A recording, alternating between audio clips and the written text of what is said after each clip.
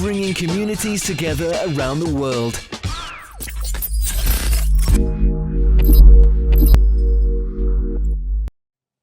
What if you could get wet, get super toned, and get fit in the fastest and in the safest way as possible? What if you did not have to go to the gym countless number of times just to build strong muscles? What if you don't have to splurge hundreds and thousands of dollars into online and offline programs that does not give you results? What if there was one training program that was designed to give you the exact results that you want in the safest and the most fun way as possible? Hi, my name is Ezmond and welcome to the Singapore Forward podcast on the Singapore Community Radio. Today we have a very special guest that is no stranger to having injuries. In fact, she was diagnosed with patellofemoral syndrome in 2007. She could not walk easily, she could not dance easily, she had to completely stop all forms of impact sports until she found a revolutionary training program that transformed her life. She took that idea, brought it to Singapore. She left a top position in a publicist company because she was committed to be on a mission that would transform and impact people's lives through fitness and health. Hi, Alicia. How are you doing today? Hi, Ezmond. I'm great. Thank you. Thanks for having me. You're most welcome. How has 2020 been treating you? Well, so far, amazingly well. Been great. Yeah, it's been great. Yeah, good start of a year, full of goals. Lots Full of of things goals. happening. I like that. You have Yeah. lots of goals and vision. I can see it. That's So it. tell me, I want to know, I believe all our viewers and listeners will want to know more about this aquaspin. Is that what you call it? Aquaspin. Yeah. How exactly does this work? So Aquaspin is a company founded in Singapore Sure. 7 years ago. Mm-hmm. And we provide group and personal training in the water. Oh, okay. So basically, you would go to a regular gym to go for, let's say, your Pilates, your yoga, or your high intensity training. For us, everything happens in the pool. Underwater, not fully submerged, is it? No, So the head is above the water or something? like that? exactly. Okay. You are chest deep in the water in pools. So, Okay, so yeah, this- chest deep over here. All right. So Yeah. the equipment is in the water and you're submerged in it, but it's like just chest downwards. Exactly. Okay. And how does this training program work? So basically, we offer a full gym membership, but it all happens in the pool. So okay. so we offer different type of classes. So you have high intensity training, endurance training. That's all on the bike. So it's mainly cycling. We've got a circuit training, and then which is more strength based, and we also have yoga, Pilates, and meditation. All that in the water. Wow. So even the yoga is on the bike. Yoga is using the bike. Using It is the bike, not on the bike. cycling, but you are Oh, using okay. the bike as support. Yes. That's so interesting. Do you have, where can, if someone wants to find out more about this, do you have videos on your website? Yeah, we do have a YouTube Okay. channel. If you look for YouTube Aquaspin channel is Singapore. Otherwise, we have plenty of videos on our social media platforms or on our website. And the easiest way to find it is just type Aquaspin Singapore. That's it. Aquaspin.sg. You'll get everything you need. Yeah, I would love to see the videos. I'm pretty sure most of them that are listening and watching this would want to know what is it like to actually do the cycling and all of this fitness, high intensity and lower intensity in the water, and even the yoga. That part is intriguing, really intriguing. Where did you get this idea from? What happened? So, as you said it perfectly, when I was 17, I got diagnosed with a patellofemoral syndrome, which means basically that there's no cartilage. It's highly damaged cartilage between under the G joint. Wow. So, what happens with that? It means that the cartilage is supposed to be a buffer. So, when you're walking, for example, it just avoid bones to be rubbing against each other. Okay. And I don't have that anymore. So, basically, my bones are rubbing against each other on a constant basis. Oh, So man. imagine that pain. I've had knee injuries. I've gone for some surgeries as well. You know, I was from sports as well. Is this like a sharp pain, but also like electric, like a numb? Really, when you sleep, there's always pain around. So no, it's an on and off pain. Oh, So okay. you get it sometimes if you On and off. If you sit for too long, if you're going downstairs. Mm-hmm. For me, not for you, but if you're wearing heels, for Okay. example, It you'll hurts. feel it. It hurts. It hurts a lot. What about walking, dancing, twisting movements? So twisting, obviously not. Jumping, not at all. Okay. Walking is fine if you're wearing the proper shoes and you're not going downhill. Sure. Yeah, that's pretty much it. So it's very restrictive. So when I found out I had this, I was 17 and I was asked to stop all impact sport, which was exactly what I was doing. Things that you loved doing, you had to completely stop it. How Yeah. did you feel about it, like emotionally and mentally as well? I mean, it was horrible. Like it was a really Right. bad part of my life. And when people ask me about it, it's like, Mm. I mean, no one can see you It right gets now, but I'm tearing yeah. up. But Yeah. only thinking about it is like I lived in Paris where you have stairs everywhere, and the thing that would scare me the most is to go downstairs. And when you're 17 years old, going downstairs being scary is like, what the heck? Mm.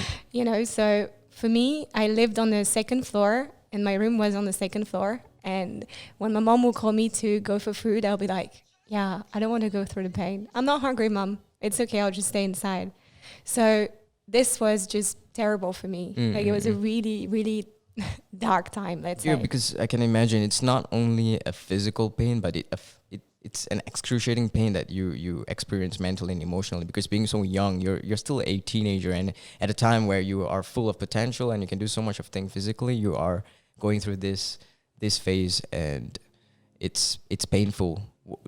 Did it affect other parts of your life? Did you get depressed? Did you feel Yeah, really because down? it just, for me, it was just putting limitation on who I was and what I wanted to be in a time in my life where you think everything's possible. You're clearly invincible. You're 17 years old. The world is yours.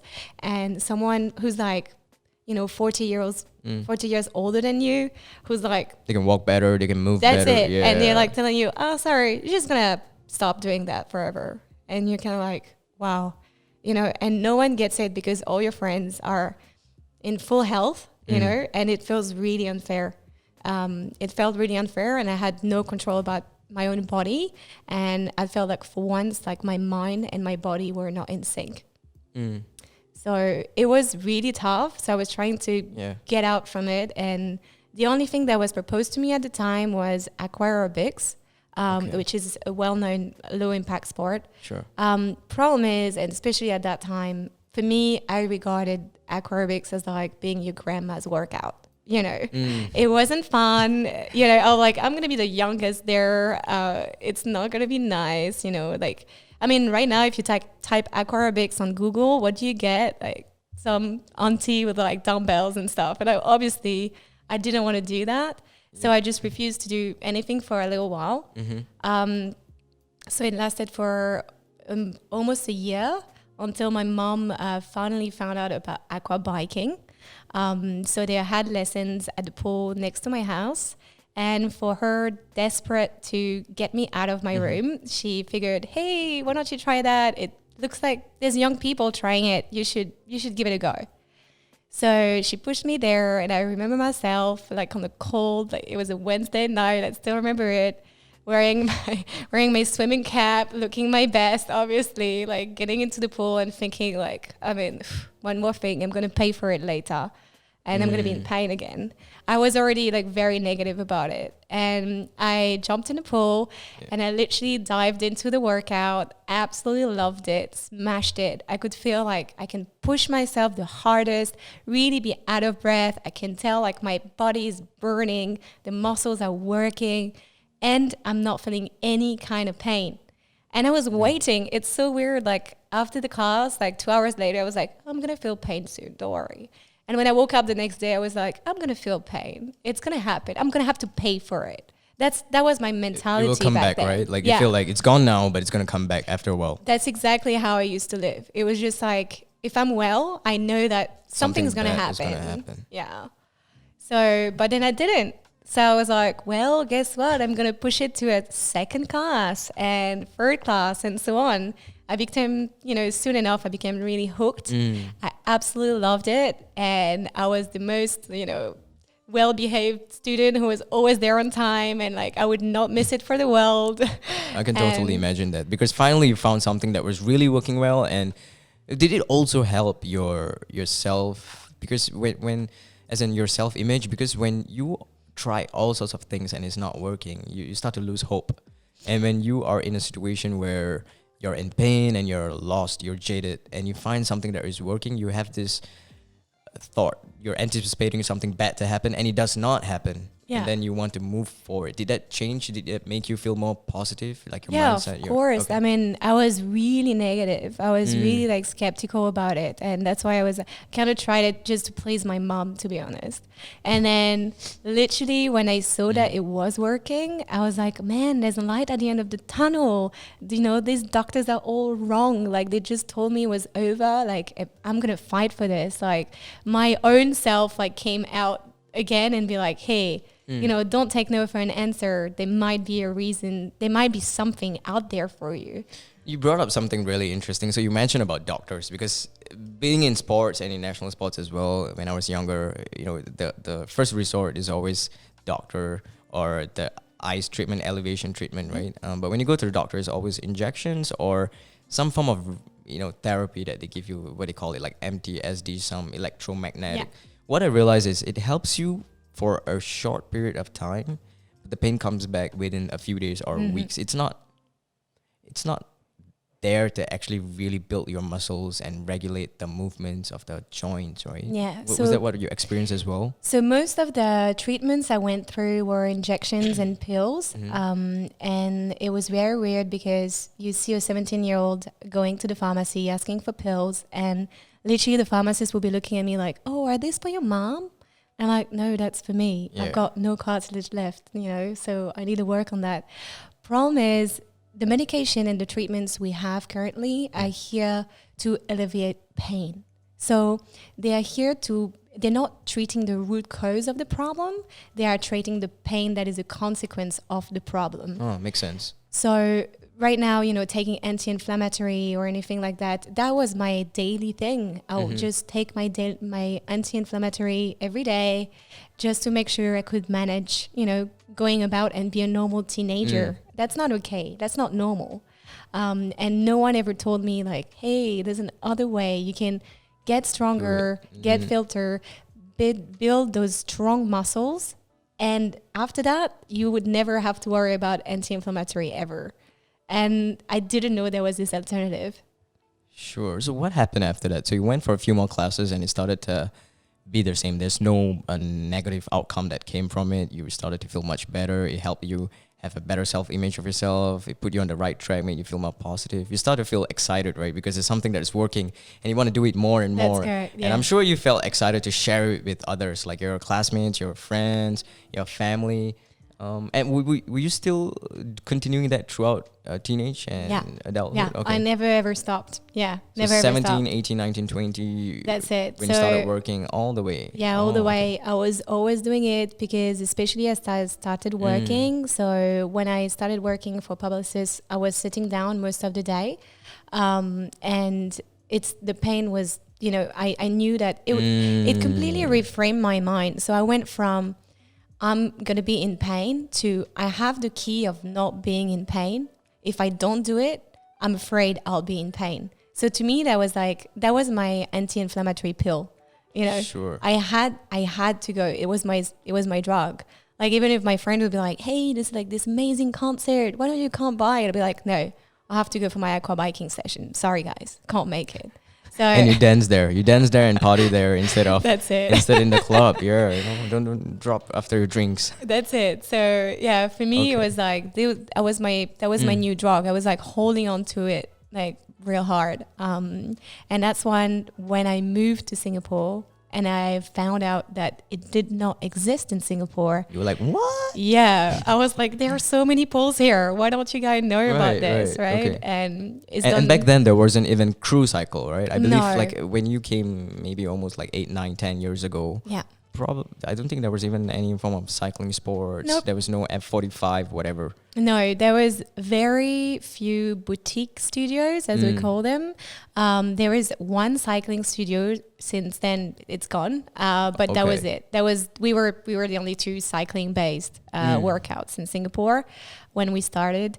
And I'm also spinning certified, and spinning takes a huge toll on you. Sure. And that's why we actually get a lot of spinning instructors switching to aqua, because it's like much nicer on your joints, basically. Okay. So yeah, when I moved to Singapore, I I was just like, okay, that was my first stop, get an MRT card, get my e-pass, and then get my aqua biking classes. I mean, that was my top 3.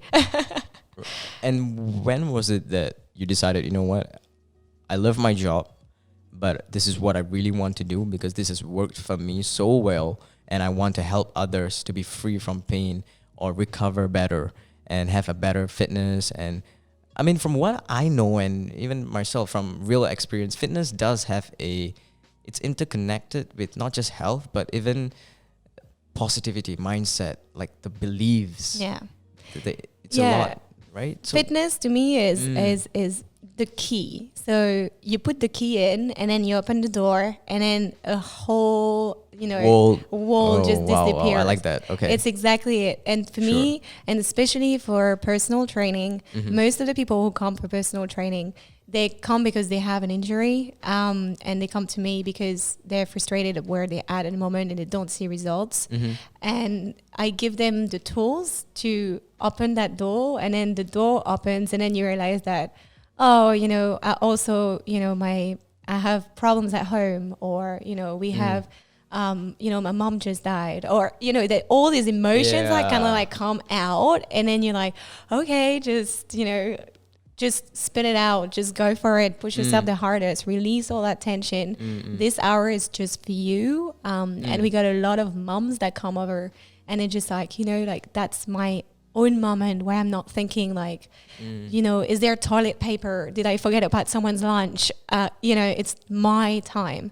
And that obviously gives them a lot of confidence, and like the image, you get such better image of yourself after that, and your self-worth all together. So yeah, spinning and any kind of workout is just not only physical, like everything that happens during and after the workout, because you have these beautiful endorphins kicking in after the workout. And when that happens, that's what gets you hooked, because it's not about how you look, and we need to shift away from that, because how you look is superficial. It won't get you very far, but your mind is what you have to work with. The mind is powerful. That's it. It's a powerful tool. Yeah. So it's not about motivation. Motivation will fade away. It's about discipline. So motivation is what gets you through that door, and then you have a ton of things in front of you. What makes you go through all these things is discipline. So you keep getting hit, you keep getting thrown a lot of obstacles, challenges, but you keep moving forward, right? Yeah. You have relentless discipline to accomplish what you want. That's it. And speaking of which, how was it challenging? Because you were doing something that wasn't available in Singapore, and you're creating, you're building new things. You left your job as well, your full-time job. What were the challenges that you faced while trying to create something that you believed in?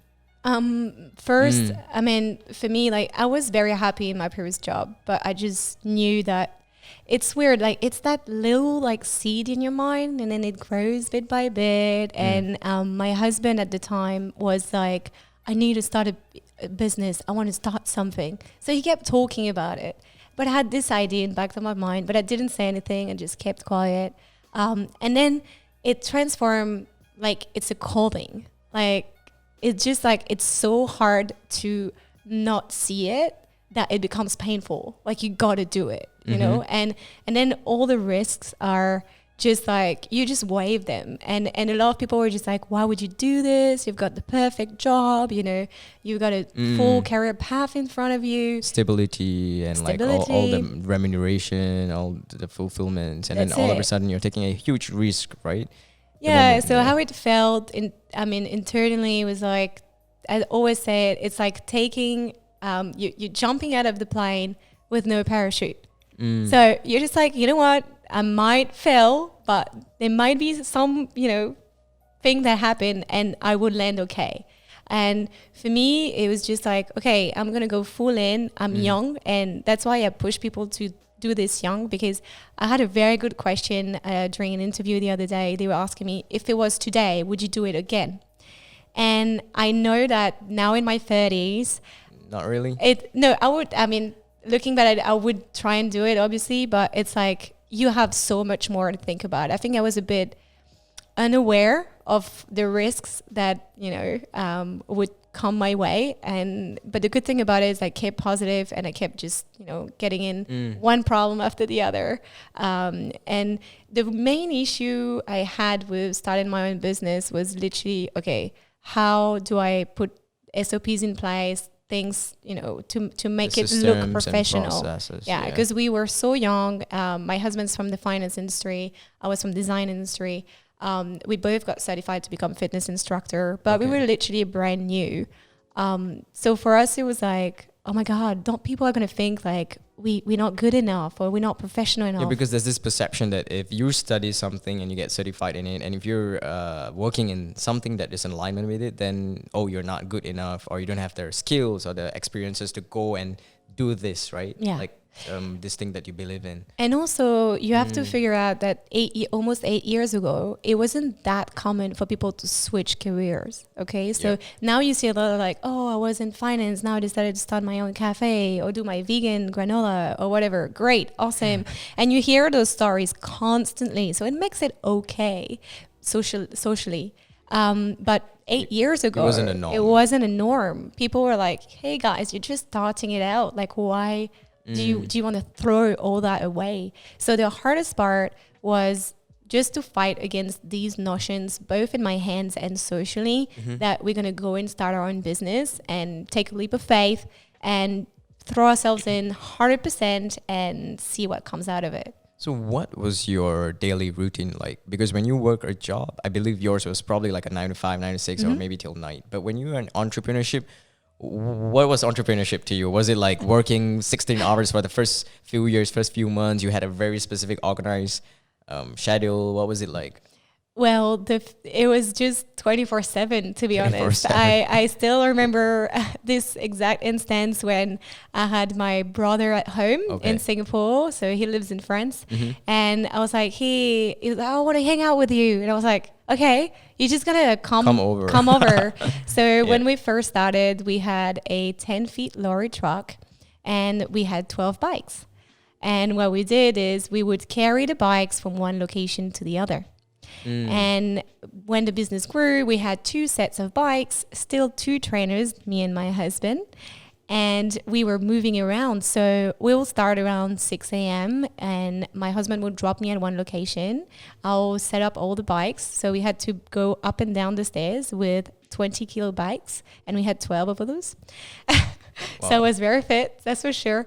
So going down, teaching 3 back-to-back classes while my husband drives to the other location and set up his own thing, teach 3 classes back-to-back, bring the truck back to the next location while I'm putting the bikes up the stairs and then bringing it back. So that was it. That was my whole life. And my brother, I remember at one point was like, yeah, but let's go out tonight. And I was like, sure. So we literally went out for like 2 hours. And then I still remember like in my dress, in my heels, going back and putting the bikes back in the country club for the next day, 6 a.m. class. So it was literally like on and on and on. It never stops. Because it was only the 2 of you, and maybe the most you have one help, if there was even someone available, until you started hiring and having more people in your team. How did you attract your participants? The first few that you had, was it done in interesting with social media? I'm not sure whether social media was around when you first started. Yeah. So we had social media. So we used social media, but social media ads were not that big back then. Yeah, it was just organic. And we were very lucky that we started within country clubs at first. And because we were introducing a new activity within the country clubs, all the advertising done within the country clubs, which is the magazine, their own social media platform, around the club, all of that was free of charge for us. And because it was such a unique thing, people were just like, hey, have you heard there's a new activity at the club? It's like aquaspin. What is this? And on and on and on. So we got very lucky that we didn't have to do any advertising at first. So they came because they knew these spaces that were used were for like outdoor activities, fitness. And they were like, oh, okay, cool. There's something here. Let me check it out. That's it. Interesting. So it's almost like inbound. Yeah. It wasn't you having to put in a lot of effort to really advertise, spend money up front to attract this bunch of people. And how did they find it when they first did? Because it was all fresh, right? A fresh new experience for these participants. Yeah. So at first, when we started, we had a lot of Europeans, expats. Why? Because it's already well known in Europe. So they knew about it. And usually they're a little bit more inclined to try something completely new and different. So we had a lot of expats at first. And then slowly but surely, people who had never tried it started out. And they were just like, they were like me. They were kind of like skeptical before they came in, and they kept on like grabbing my arm and be like, yeah, but I have knee issues, okay? Like, you need to be gentle with me. And I'm like, yeah, give it a go, try it out. And they'll go in and, you know, they'll start, I could see their faces being like, kind of like, oh my God. Like, I don't, I'm going to feel pain. And I know exactly how they feel because I was that person, right? I was exactly on their seat. And when I finally figured out, like, after a minute or two, they start spinning and they're just kind of like, okay, they relax. And then suddenly I see a smile on their face and they're like, oh my God, sign me up. I love this. We had like an 80% conversion rate. So that's like, I've never seen anywhere else. This is ridiculous. People who tried it were instantly hooked because they thought like, yeah, this is it. This is the thing that was lacking in Singapore. And how long is each training? Each training session, is it an hour? No, it's between 45 to 50 minutes, depending on the program. Right, and do you classify people? Like, for instance, if someone is too big, whether they are obese or not, but they're too big, and then they have to have a more personalized training session, or someone that is off surgery, maybe 2 months off surgery, and they are just trying this out. Would there be a personalized training for them?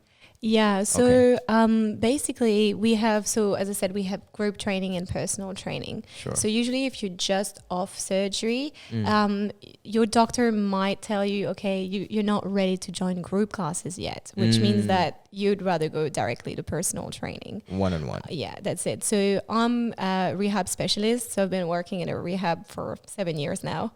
And I do aqua rehab mostly, obviously. Okay. So helping people, after or before surgery, or trying to avoid surgery. We have clients who, they don't want to go for surgery, and we are literally their last resort. So it's a lot of weight on our shoulders. Yeah, I know. I'm one of them. And I'm sure there are some people watching and listening to this that are also one of them that is trying to avoid surgery and find the different mechanisms that will actually help them. Because surgery might not always be the answer to solving certain problems in the knee, right? Unless it's a significant tear or an accident. I mean, the problem is, the misalignment or any imbalances in your muscles are still there. So the new knee is there, so it's brand new and so on. So you get a new start. But 15 or 20 years down the road, you're going to have the exact same tear at the exact same point.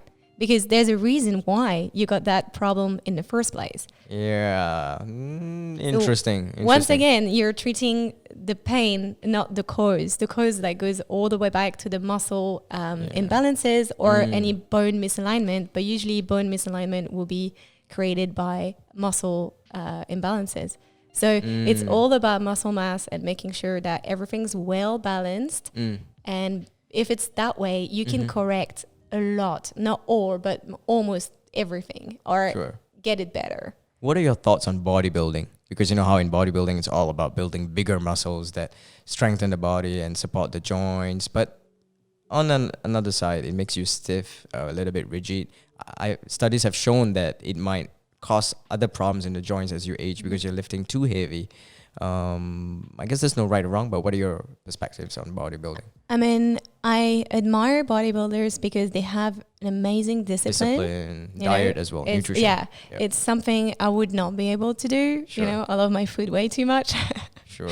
So for me, it's like pushing you're pushing far away to see like what the body is capable of doing. But bodybuilders are they are well trained enough to know that this is not good for them in the long run. You know what I mean? So to me, it's like I admire what they're doing, but I urge anyone who wants to get into bodybuilding to first get a good personal trainer and learn every The single. fundamentals, That's the it. isolation, how to... Don't start Yeah. lifting big once you don't know what you're doing, Light because you're weights, yep. just end up injuring yourself. And it's the problem for guys. We get a lot of guys who come and it's like, oh, I got injured because Yeah. I wanted to lift heavy. I'm like, yeah, but you don't know how to do it, right? So Progression is key, right? yeah, that's the thing. And ego sometimes gets in the way. I get it, but yeah. Ego, that's interesting. What are your thoughts on ego then? Well, I mean, Fitness and ego, because sometimes like in the gym there will be like my friends who are powerlifters, they'll be like, oh no, I need to lift heavier than the other guys That's there. it. You know, I feel much better. I feel like, you know, I'm stronger, I'm better. That's Yeah. that self-image. What are your thoughts on that? that wears off. So for me, I mean, I'm a competitive person. Like I like, I like competition. I like to have a goal and just get better and so on. But I'm competitive against myself, because that's my own target. Like I want to get better every day. But I start here. Maybe some people start lower than me or higher than me. Well, I Yeah. can't reach them yet. I've got to walk that way first. So stop comparing yourself to others, and especially on social media, because like there's this huge, influencer thing. Yeah, we were just talking about it earlier, my team and I. It makes you like so upset, and like and even me, like I mean, I don't have any like self problems, like I'm super comfortable by myself, but when I see that many pictures of these girls having like 13% body fat, and it's just like, I'm like, why am I not looking like this? Well, right now you're looking like you are. Maybe if you train and do the work and eat properly, tomorrow you'll be better than yesterday, and so on and so on. So instead of like comparing yourself to others, compare yourself to yourself. Be the best version of yourself. That's it. Compete with yourself. So take pictures, journal, record where you're at and your struggles and what you're feeling and how how much you weigh, what's your body fat percentage, and work towards a goal that is realistic for you. You know what? It's going to be amazing. And when you get there, you don't care, because like you beat yourself. That's the best thing. And it feels like you're constantly growing, leveling up, getting better, and you set new goals, new milestones, new ideologies of success. Because people tend to think that success or progression is just money or growth in whatever you do, but it could also be in the personal life, in health, and in nutrition, in new habits as well. Yeah. Yeah. Yeah, I think, people think like they go to school and they learn and then they start working and that learning stops, Yeah, that's yeah. What are your thoughts on that? Like when they think that, oh, okay, I completed study, now just work, money, and growth. Like learning, not for me. Yeah. So for me, like the day you stop learning, you die. So our brain is a muscle. So like you go to do your, bicep curl, you want to work your brain, and I'll give you a simple example. Like my great aunt, she was at the dinner table with us. Okay. And we were just chatting, and literally I can see her head being down.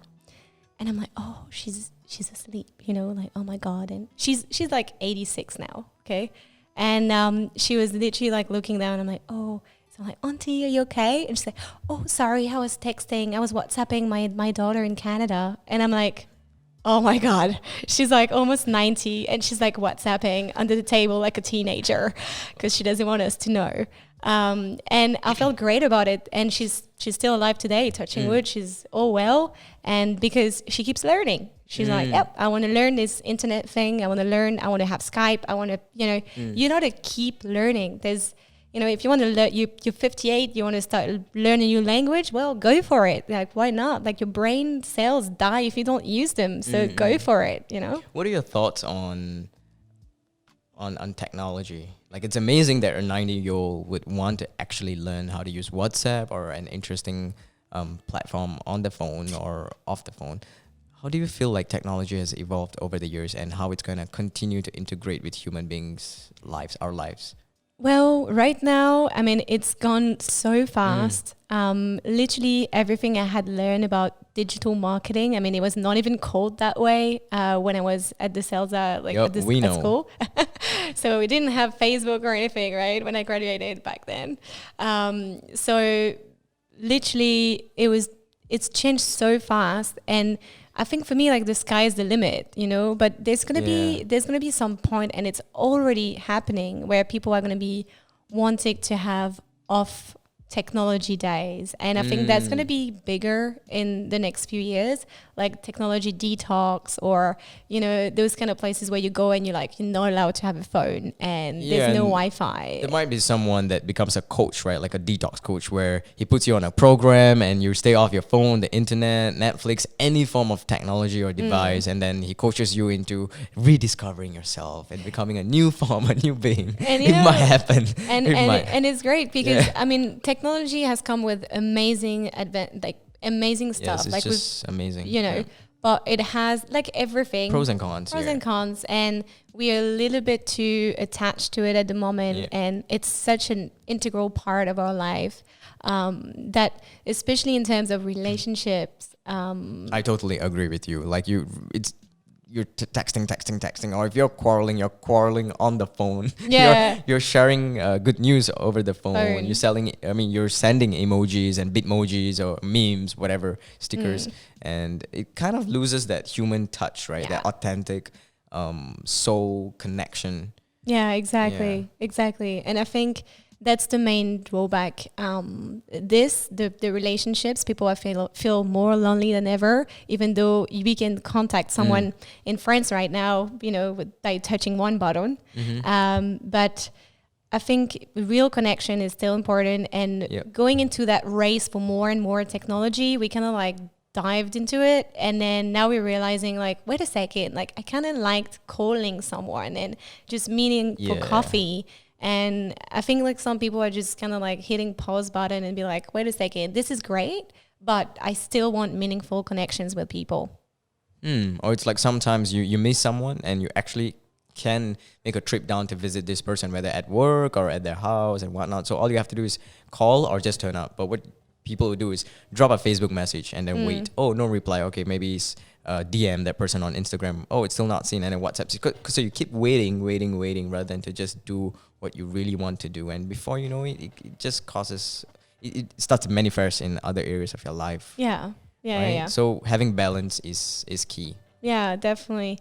And I think especially for the young generation, it's also all that the good things and the bad things, because you compare yourself with others, and it's a hard world online, it's not a real life, and even we don't know about it, but the younger generation, they have no clue. Gosh, yes. Yeah, I right? know, and bullying, I mean, it's already tough when you bully at school. It's insane that with just a few clicks, you can get exposed to almost anything that you want. So it could be positive things, good things, but you're also exposed to the negative things, or things that you might not want to know, I have to know at a certain age, and you can become confused, and that could influence you to make the wrong choices. So and it's hard for parents, because you don't know, your teenagers are going through a rough time online and offline at school, and you kind of feel he's just being a teenager until something really bad happens, right? So I know, I'm scared, when I have kids, how I'm going to deal with that is going to be a whole, Me too. And what are your thoughts on digital marketing, since you brought that up earlier? And you're running a business, and your business is all about having the right audience as well, the right participants. Typically someone that wants to strengthen their body, recover from injuries, and have fitness. Have you used digital marketing? Have you tried anything? Yeah, okay. So we currently using digital marketing. Okay. So we use funnels to get people to our website, landing pages, and we are using Facebook ads. We don't boost posts typically, but we are using all sorts of, of course, social media, stories, all of that, the whole shebang. You don't use TikTok yet, but maybe. TikTok might work. Dance in the water and fitness. So you mentioned funnels, but not boost posts. So you're running the ads from the back-end system. Exactly. Wow, that's smart. Very few people know that. Most of the time when I meet people, they were like, yeah, I'm running ads, I'm doing social media marketing, I'm doing Facebook advertising and marketing. But it turns out they're just clicking on the boost, putting in the $5, $10. Yeah, so basically, for me, the main switch to digital marketing is that we can much more efficiently target our target market. So for us, we have a very specific target market, most businesses, right? And we want to talk right to them. Because, you know, if you don't have, I mean, if you're feeling perfectly fine and you're like a bodybuilder and you don't want to get in the water and you hate the water whatsoever, and I come and talk to you and be like, hey, why don't you come and try out my class? Totally. People are going to be like, oh, I hate that, right? Because you're reaching the wrong That's the wrong it. audience, So for us, like, we have a very specific message that we send to a very specific targeted audience. And with social media, we can now do that. Before we would be, you know, putting an ad up in a magazine and but waiting for something to happen. Yeah. And now with digital marketing, you have the opportunity to actually listen to what your audience want, where they probably will be, to look out for things through the analytics and then reach them in the most engaging and strategic manner. And we get the data, and the data is like everything, right? So you need, because before you used to spend $100 and you're like, you don't know well, where, fingers crossed, something's going to happen, right? And now you're spending $100 and you know exactly the cost per acquisition. You know exactly how many people looked at it, clicked at it, hovered it. Like you have so much information now. So you can test as well, like, you know, add A, add B, different. So many things. There's so many possibilities that could come out from it, right? There's so many resources that you can tap into, and then there's data that you can analyze and look deep into. Where did you learn this? Did you get your team to go and learn it and then they do it, or did you and your hubby actually go for a course or something like that? So we went for a course, and we also like listening to a lot of podcasts about it, and make sure that we understand a little bit better. And I've read like countless books on like digital marketing and how to advertise your business when you're an SME, because for us budget is the main issue.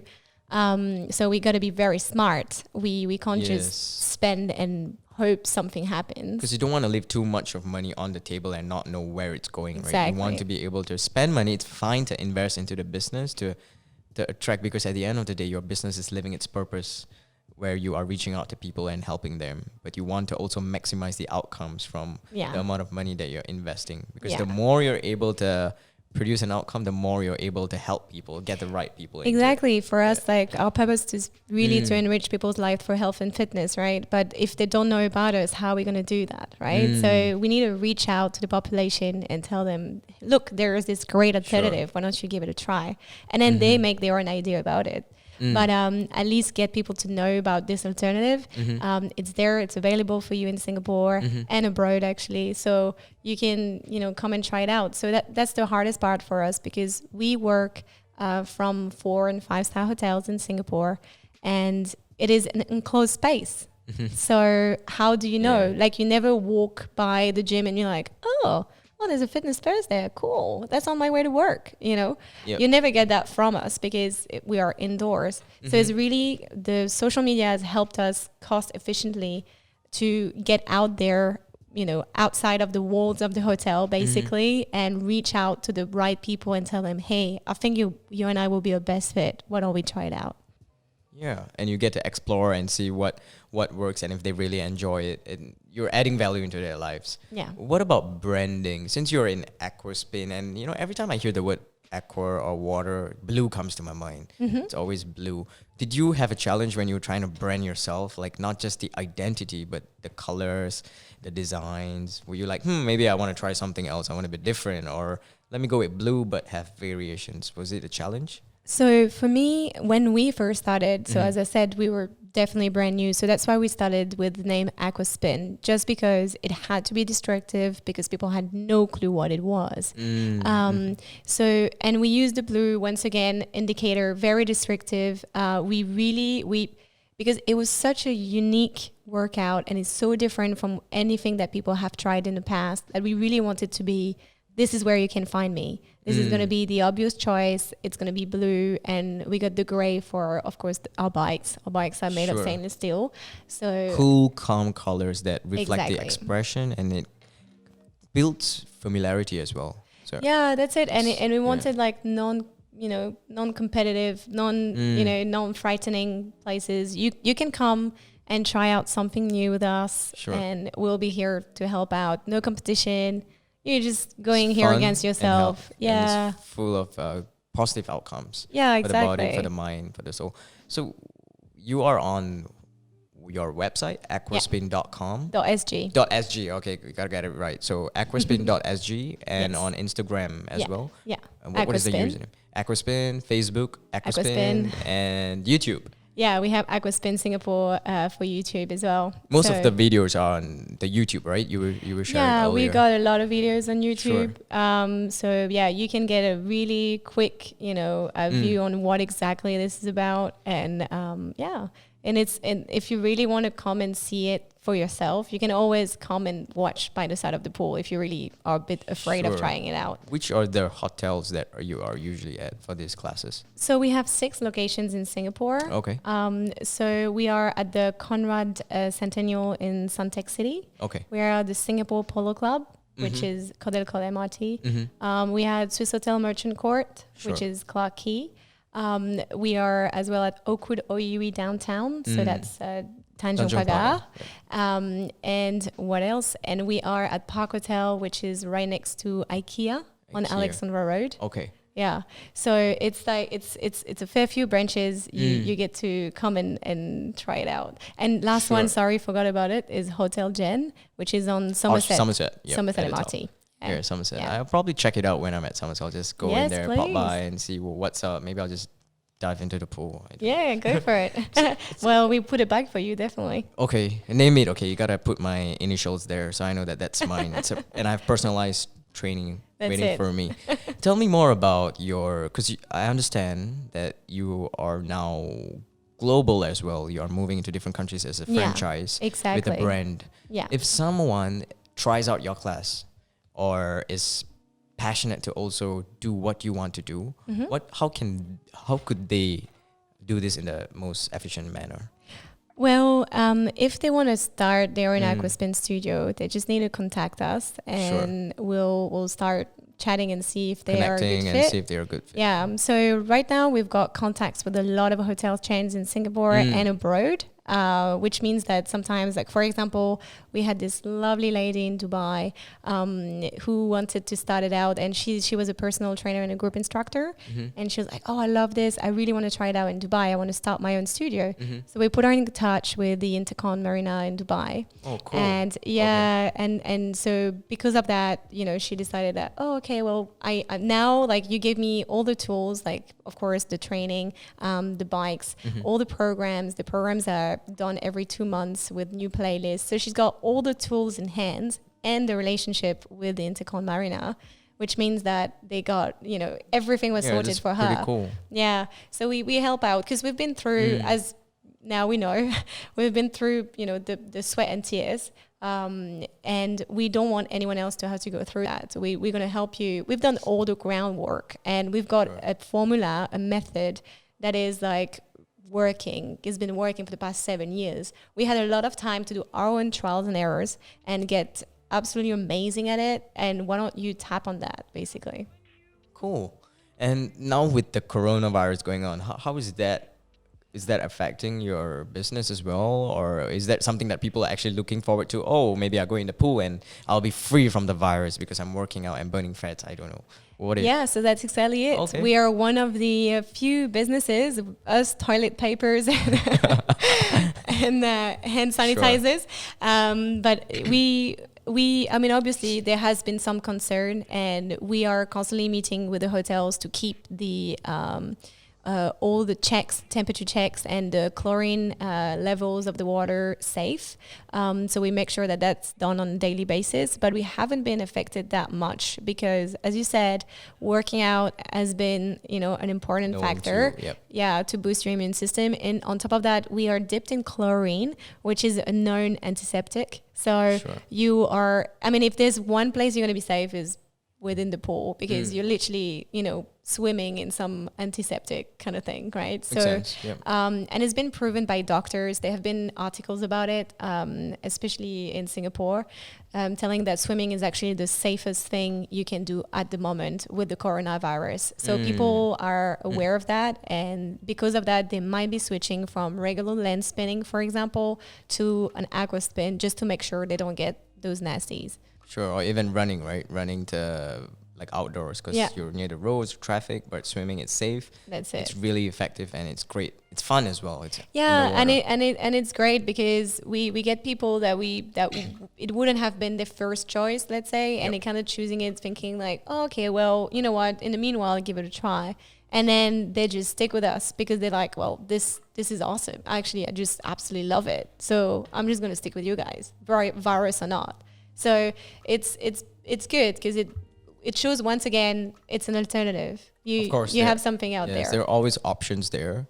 And once you become aware, then the choice is something that you have to make if you want to experience something different. Yeah. And it's just about having fun, but in a safe way. Yeah. And also if it's something to do with health, right? Like there's some, with a lot of people that are not moving around much, being interconnected because of the fear of, if Yeah. I'm near someone, I'm going to get a virus. Rather than to constantly be at home and be remote and be cooped up. Yeah. Maybe they And- could try something that would help them in their mind, their health. Yeah, this and could be a great thing. also like we run small classes, so we believe in quality over quantity. So maximum number of people in our class is 12. Okay. So okay. we're not talking about mass crowds or just to get the volume in. That's It's it. focused. Yeah. Yeah, it's focused and it's tailor-made as well. So we know all our clients and, we check on them. We make sure that they are doing the things correctly. Because in a spin class, you've got, 35 or 45 bikes and one trainer, for example. I mean, how personalized can this experience be, and you're in the dark, so they technically can't see you, right? So for us, it's like, no, we focus on like you getting the best of your workout. Whatever your abilities are, you're going to fight against yourself and you're going to come out stronger. So yeah, that's why we keep it small. Interesting. All right. Before we wrap up this episode, since you're from France. Yeah, that's you're from correct. France. So we have a set of questions that is actually modified. It was from a French series. I think their host, his name is Bernard Pivot, if I'm not wrong. Yeah, do you know him? He's quite famous apparently. Yeah. And they took that and they used it in the actor studio when I think James Lipton, when he interviews all the famous Hollywood celebrities. So we took the set of questions, we modified it, and I'm gonna ask you. You have a few seconds. It don't take too long. All right, to sure. answer it. The first thing that comes to your mind and from the most authentic self. Sure. In All English, right? Yes, in English. It's up to you for some of the answers. I'll leave it to you. It'll be okay, interesting sure. for the audience as well. All right. All right. So, what is your favorite word? Freedom. Freedom. Nice. What is your least favorite word? What word do you hate? Hate. Oh, hate. Okay, hate. What turns you on? Turns you on. Professionally, definitely seeing someone being like, hey, I was able to do that and I couldn't do it last week. Thank you so much. That just makes me like, I mean, you can give me $1 million or this, like I'll never take away that memory. Sure. What turns you off? Turns me off. People are too egoistic and are trying to like beat others for the sake of beating others. I think there's enough conflicts in the world. Like just go to your own path, do your own thing. Sure. What is your idea of happiness?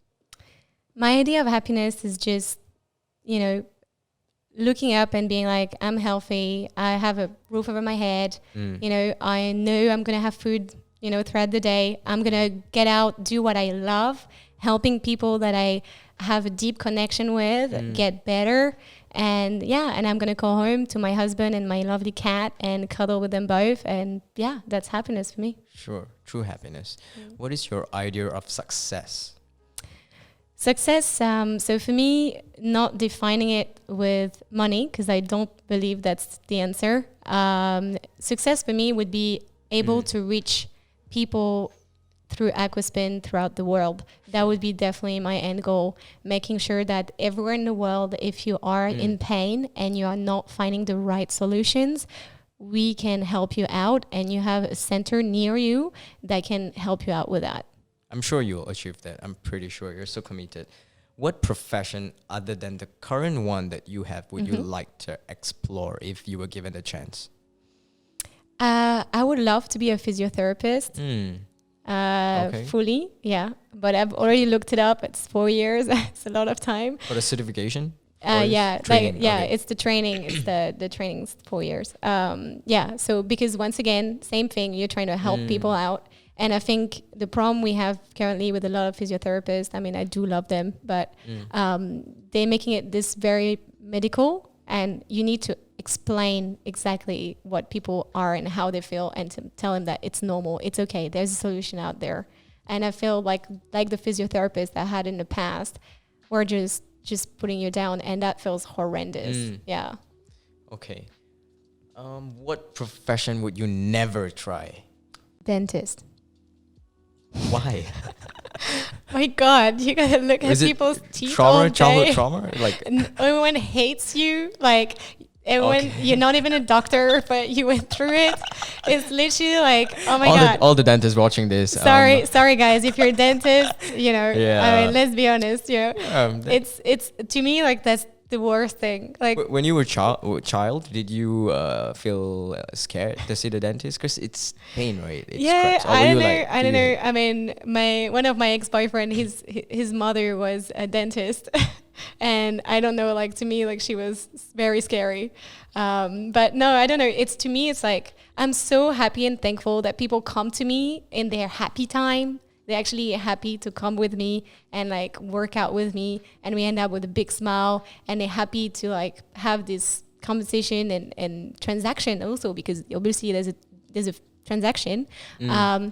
Versus you going to dentist because you have to, you don't enjoy it, and you come out being like, oh my God, I'm paying that much money for it. It's like, sorry guys. So it's good that you have great set of teeth, so you don't have to see the person you don't want to see. Okay, and the last one, if heaven exists, and when you walk through the pearly gates of heaven, what would you like God to say? Thank you, you did great. Nice. That was a nice one. All right, guys, we've come to the end of this episode. I hope all of you have enjoyed. This was a really interesting episode. And if you want to find out more about Aquaspin, do check out the website aquaspin.sg, and on all the social media platforms, Aquaspin. I believe if you go to the hotels that Alicia was just mentioning, you would probably see some people underwater in the equipment. Yeah. So feel free to drop by, say hi, and explore, have fun with it. And continue to watch our next episode, and I hope all of you have a great one. Alicia, thanks for being with us and for adding so much of value in this episode. We appreciate it. Thank you so much. All right. Thank you. Thank you, guys. See you guys. Bye.